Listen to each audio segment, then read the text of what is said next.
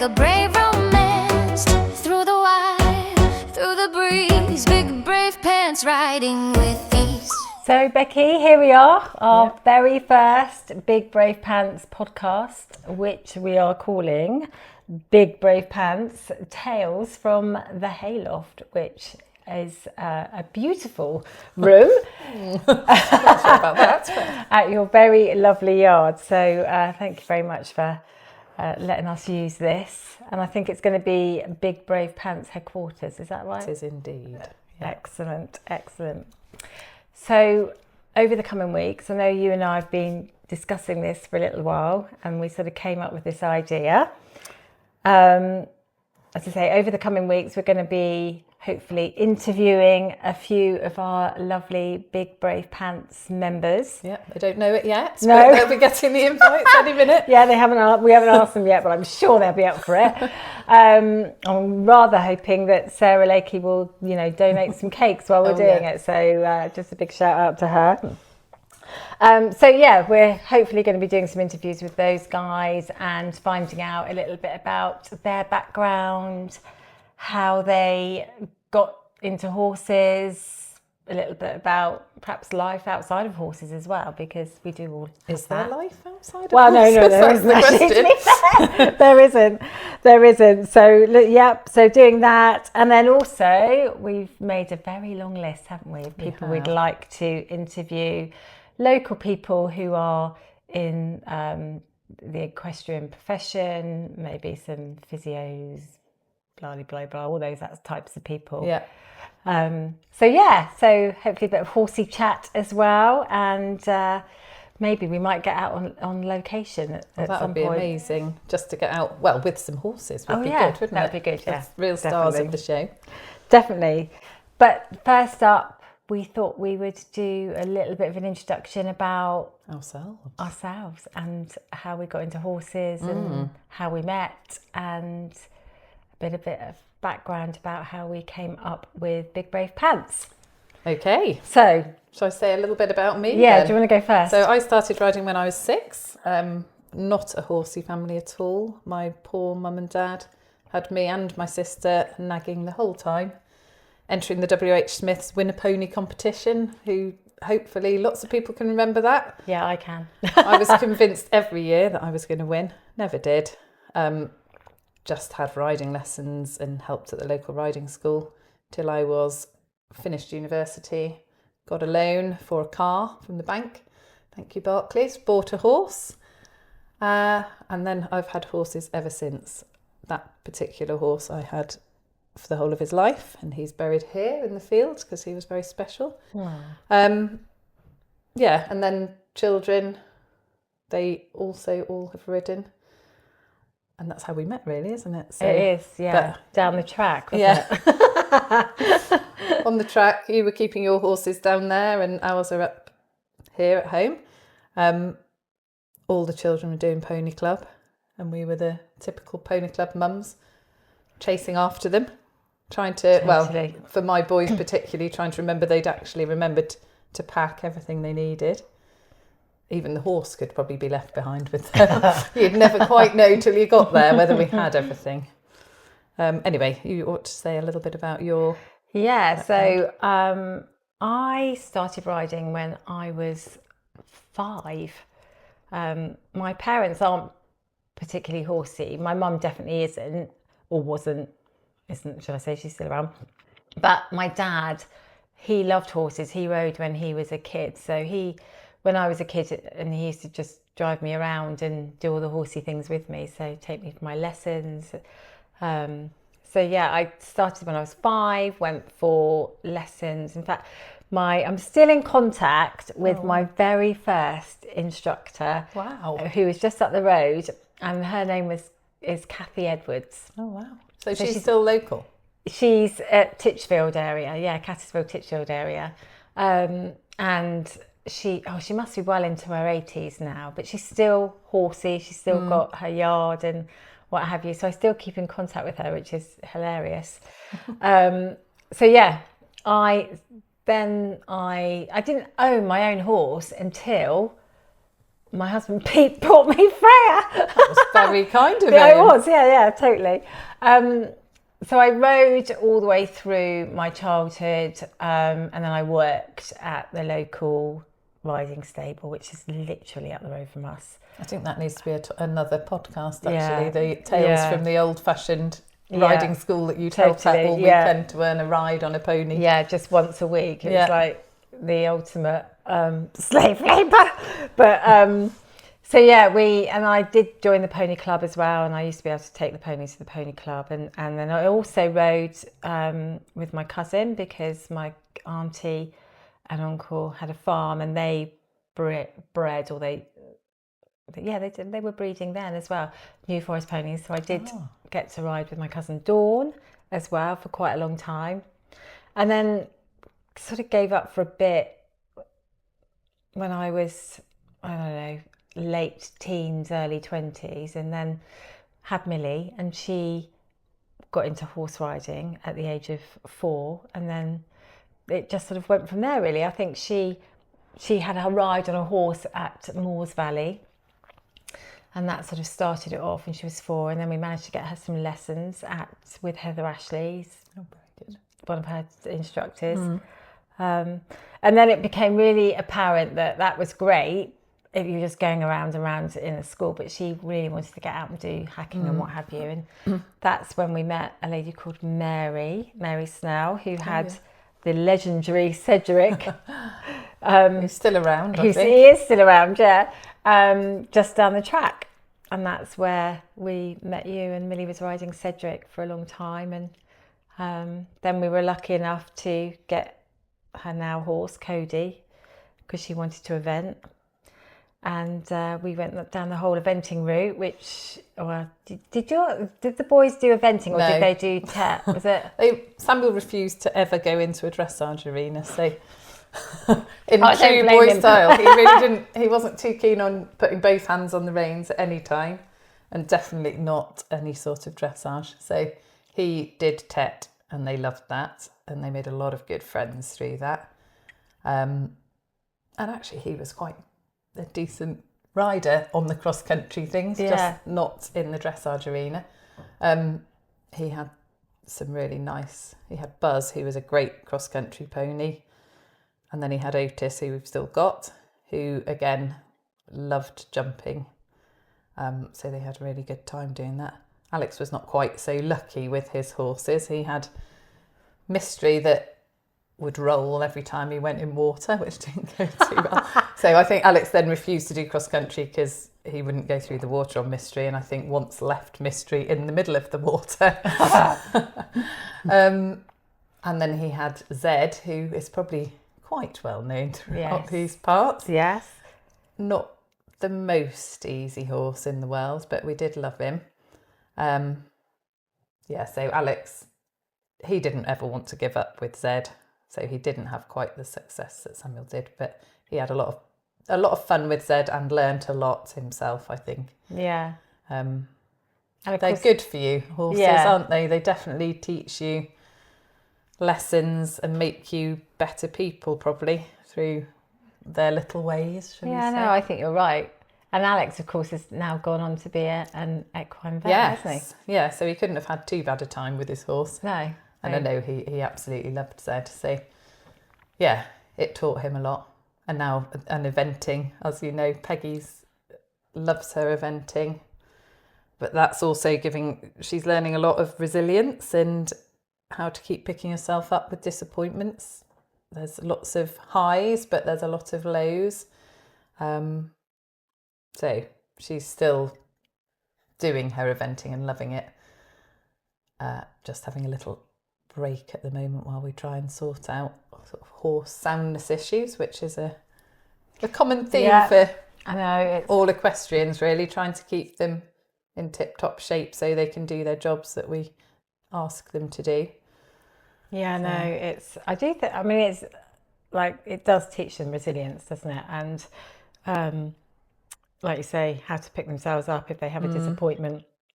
And they do say that the downs, there's more downs than there are ups. Definitely. So Millie did eventing with Cody, who's just amazing horse. We're just so lucky with him, and he's 19 now, so she's sort of stepped back a bit really now from that, and just keeping him ticking over and doing a little bit of arena eventing, because like Samuel, he doesn't like dressage. Some of them don't. No. So yeah, she's just sort of having fun with him now, and I think we've talked about this before, but we sort of suddenly got to the point that actually it's our turn to have a bit of fun. Yeah. So we could would that lead us on quite nicely to Big Brave Pants, telling the background of that and how we sort of came up with it? Yeah. So I think by the time I'm not even sure how we started talking about the Victoria holidays. No, because we I'm both not either. I'd got Prince and you had Freya at this point. Yeah. And it must have been a comment on a Facebook or something of, oh yeah, let's do it. And then we're like, yeah, let's do it. Yeah. I think it must have been because Victoria came down, didn't she? This is Victoria Panson. Yeah. She came down and did a clinic, didn't she? Yes. And the girls, Peggy they were did both on it, weren't they? Yeah, and Millie was on it. And then she was talking about doing these camps at the time, and I think we helped to do a little bit of advertising for it and what have you. And then I think that's what happened. We decided to go on the camp. Not quite knowing what we were letting ourselves in for, I don't think, really. Because that was definitely outside of my comfort zone. Oh, yeah, definitely outside of mine as well. And my famous phrase, he's only 5. I can't do that, he's only 5, about Prince. I think the funniest bit was when we got there and we'd taken the food for the first the first meal, and the other people on the camp thought we were the sort of the catering staff. Yes, because there was none of their staff to be seen, and I don't know, you'd volunteered to cook the I know roast I or always something. seem to open my mouth before my brain engages. So they were late getting there. There was us cooking in the kitchen, and they wondering who the other people staying on the holiday were like, it's us. Yes, we're having to cook. It's not really much of a holiday. But it was amazing, wasn't it? I think we did things on that camp that I'd never thought I would ever do in my entire life. So I am quite proud of what we did actually do. Yes. But I think it was either travelling up or travelling back. It was on the way back. We were discussing about the whole slightly not losing your nerve exactly, but I used to jump loads. Even when we first had the children, I'd jump, but then somewhere when they started doing more, and then we were sharing horses, and then there wasn't the space for me to do it. Yeah. And then after a while, you realise you haven't jumped for 5 years, 6 years. And then actually, suddenly, they're jumping quite high as well, and it looks quite nerve-wracking, and standing on the sidelines watching your children jump these things is quite nerve-wracking. And then when it comes back to it, you think, oh, I am a little bit nervous now. I don't know how that happens. I mean, I think some of it is hormones, menopause, age, having not quite the mental capacity with all the worrying about everybody else and what they're doing. But getting through that, I think, now. I think we're doing quite well. Yeah, I do as well. I mean, I think, I definitely don't ever want to do what Millie did or what Peggy does. It's just that would be way too much for me. And to the point where when I used to we go with Millie to her events, in the end, I couldn't walk around the cross-country course because it was so big and so scary that I just thought I'm going to make it worse for her. In fact, the only time I could walk around is if I had a glass of wine. But I don't ever want to do anything like that. But I just, like you, I think you get to the point where you've done so much for your kids, certainly with horses, that you feel like it's my time to do this. And as I said earlier, I was fortunate enough that Pete bought me Freya, which he does tell me quite often that was my birthday Christmas present for the next like 20 years, because we all know horses cost an arm and a leg. Yeah. But anyway, so it's just like, if I don't do it now, if I don't get a horse now, I'm never going to do it, because I'm just going to be too old to do it and to learn. And so I'm just enjoying doing the level that we're doing. And yes, I want to do a little bit of low level eventing, but I just wouldn't have the nerves to do anything bigger than like, I mean, I'm quite happy at 80 to be, if I'm totally very honest. happy at 80. So yeah. Don't want to do any bigger. Yeah. And to be honest, having tried the eventing a couple of seasons, I have also realised I'm not sure I even want to go fast enough to ever get inside the time. No. I am quite happy at snail's pace. Prince is really happy to stay at snail's pace with me. He does exactly what I ask him, but we are not very fast. And I don't know whether I want to push him to be that fast. So it's all a bit of a dilemma, isn't it? And I don't know, the more you love and appreciate your horse, I think then the harder it is sometimes to push them to go to the top lengths of what they can do. But yeah. And I think it's about enjoying it, isn't it? Rather than, I'm not really massively competitive, if I'm totally honest. I'm competitive with myself. As Neil will attest, as husband, I will go to dressage. I will be pleased when I come out the arena. I'll manage to be reasonably pleased until I pick my sheet up. Might even be pleased when I pick my sheet up. But by the time we get home, I will have found something that I'm not pleased about, and be annoyed at myself for doing something wrong. I'm getting better at it, actually. And I think I've got a pretty good strategy now of not letting myself go down that alley. And I am really appreciative to have a horse that I love, to have a lorry that I can drive my horse to. I've got my daughter that comes to shows with me a lot of the time. Neil kindly comes a lot of the time and drives, because often if I'm riding I don't fancy driving as well. And actually, if you think of that, actually it doesn't really matter. No, yeah. How well you do. He's actually much easier. It was my horse before that was quite tricky, and you'd just think you were getting somewhere and then you'd not get somewhere. So that was quite tricky. But I guess it's like, it is about we all compare ourselves, don't we, to other people and other riders. But actually, if you compare yourself to your previous ride and the progress, that's not, it's very easy to say, because none of us do that, do we? But I think that's probably the better way of going. I think that's what I quite like about dressage, is because there is a very clear path to train and progress, and actually then the scores at each level, you can see progress, hopefully. And so far with Prince, I have been able to sort of see that we are moving in the right direction.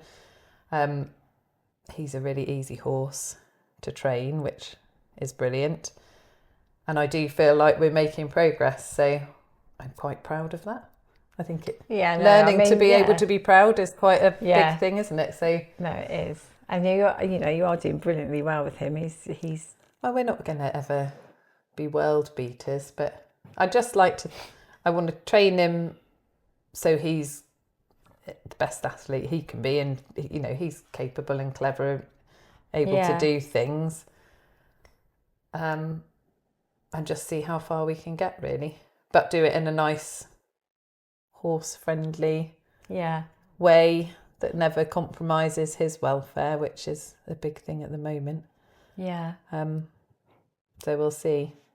But I mean, I only ended up buying him really because Peggy had wonderful Connor for eventing, and I rode him a few times eventually when I decided I dared. Another too nervous to try a different horse, but I just decided what I needed was a Connemara, a big Connie.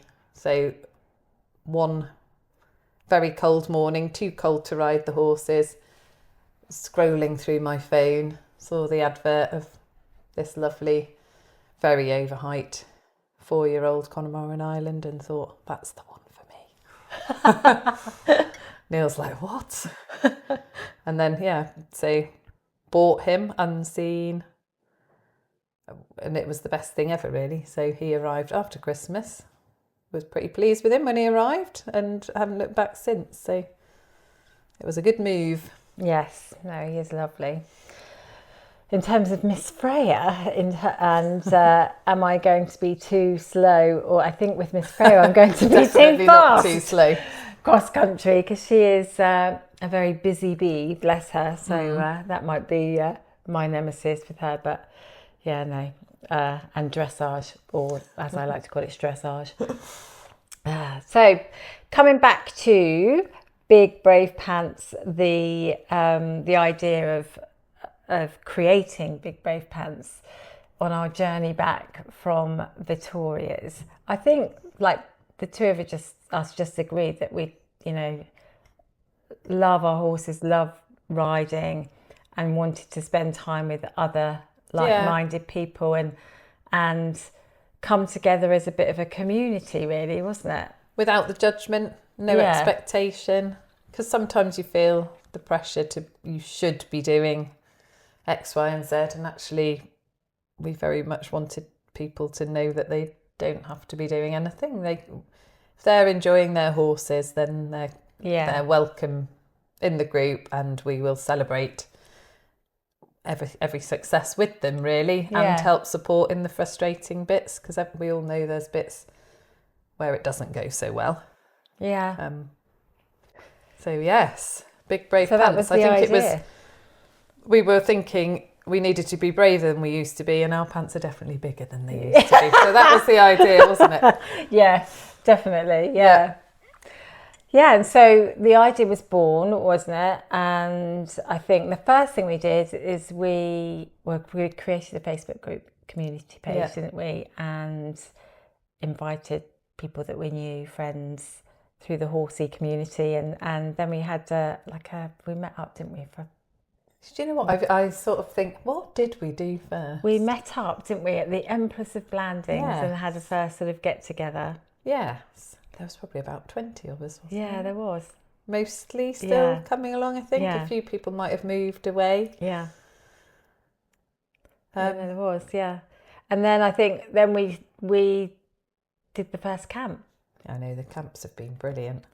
I know, I've absolutely loved Everyone them. is better than the last. Yeah. The latest one was amazing. Yeah. With karaoke and the cake competitions. Yeah, that was big great. Part of camp, the cake. And we've been lucky with the weather. But I think it's just been really nice. We've got some members that have been to all 4, I think. Yeah, but then there are some new faces every time. And I think we've seen some real progress and big moments for people. I mean, Jen, really even getting on was quite a big thing to start with. And then the latest camp this year, she's transformed. It's been lovely to see that. It really has, actually. And it doesn't, I think what's so nice is it doesn't matter what anybody's doing, whether they're just walking over a pole or, they're doing some cavalettis or even, further on than that. It's everybody is so supportive of one another. And like you say, no judgment. It's about just coming along and feeling it's quite a safe group to be in. A safe place and just some time to be with your horses. I remember Anna, sort of the first time she's just had her little camp chair sat out in the horses' field with her cup of tea in the morning. Oh yeah, that was lovely. Just enjoying being with them, which is really lovely to see. Yeah, no, it is. And we're really lucky because you've got this amazing facility here at Larkley's Equestrian. It's nice to be able to do something like that here. Yeah. Because we love it. Well, I love it. And Neil's like, he loves it when there's no jobs to do, probably. But yeah, it is lovely to see people enjoying being here and to look out and see loads of guest horses generally behaving themselves. This fire. Not too much electric fence strewn about. No. So those have been really good, and hopefully we'll have another couple next year. I mean, we've had our sort of slightly spin-off ones with Castle Cops. Yeah, we have, when we went over there and had some lovely lessons with Heidi. Yeah, Heidi those were Reid. brilliant lessons. I loved those camps. Yeah. Beautiful riding, being in that barn and cooking. Yeah, that is at one lovely, end, actually. and then you can peep round and see your horses having their tea. Those have been really nice holidays. Yeah, no, they have. But we've actually done quite a lot when you think. We've had some clinics. We've had some clinics. Yeah, we've done some of the dismounted stuff. Yeah, we did a long reining clinic, and hopefully we'll do more of those with lovely Mandy. Yeah. We've had Ellie. Yeah. What else have we done? We've had Lara's movement clinic, yeah. which is nice. It's nice to do some dismounted stuff. Yeah. Because there are people who don't want to ride. Yeah, no. Which is also absolutely fine. And I don't mind whether people ride or not ride. It's just having horses and enjoying them is the idea of the group. So we've done a few things like that. And some of the things, people have brought horses along in hand just to let them see what's going on. So that's been quite good. I'm trying to think what else we've done now. We had the Christmas ride. We did, yeah. Which was interesting. It was. Quite speedy. We did mince pies and mulled wine, didn't we? Yeah. That reminds me, we'll have to organise something else for this year. Yeah, so lots more to come. So we've enjoyed all of those. Loads more events to come, as I say. Not to mention our mugs. We have our lovely Brave Pants mugs Brave that we've Pants designed. And the new jumpers. Actually, I really like this. And it's using recycled even better. something or others. Yeah. So I feel like I'm saving the planet at the same time. So well brilliant. done you. So yeah, no, loving these. So probably before we wrap up, there's just one thing that I'd really like to bring to everybody's attention. You're going to mention the socks. I am. Now, socks, Becky. Could you please, just for the sake of the video, stick your foot in the air and show everybody? They're referring to the hole in my sock. I am. I hadn't realised it was there until I was deciding how to sit. I decided maybe sitting with my big holy sock in shot wasn't so good. But I mean, I think holy socks are probably common in the ride. I mean, maybe we should have a little poll and see what have a people poll. How say. many people wear holy socks? And odd socks. Yes, because on Saturday at the Lemure clearance sale or whatever, you had a mismatched pair of they socks had holes on. In as well, I think. Did they? In fact, I think they were so holy and odd that they did go in the bin that evening. Marvellous. I was pleased to see that you actually did purchase some I did, new some socks. I'd like to say I've got a lot of odd socks, which is often because of our dog, who loves socks. Yeah. The newer the better, actually. If she can get a new sock and destroy it, that's her favourite hobby. So, but I can't throw all the odd socks away. So for everybody who's listening to this, donations of socks for any Becky socks would be much gratefully appreciated. received. And we have to have Tales of the Lemure sale another day, I think. Yeah, it was interesting to see the flocks of it absolutely was jodhpur-clad people heading towards the one warehouse in Salisbury on Saturday morning. So. I was slightly aghast. So for our first podcast, I think that's pretty much a wrap, isn't it? I think a little so. bit about us. I'm sure we'll share more and more about our horses and our lives. And actually, I'm really looking forward to the next ones to hopefully decide who to invite next. Yes, what victim can we drag in? But anyway, to everybody that's listening, with our little mug. Cheers! And see you again soon. See you again soon. Oh, and really hope you enjoy the jingle. Can't wait for you all to hear it.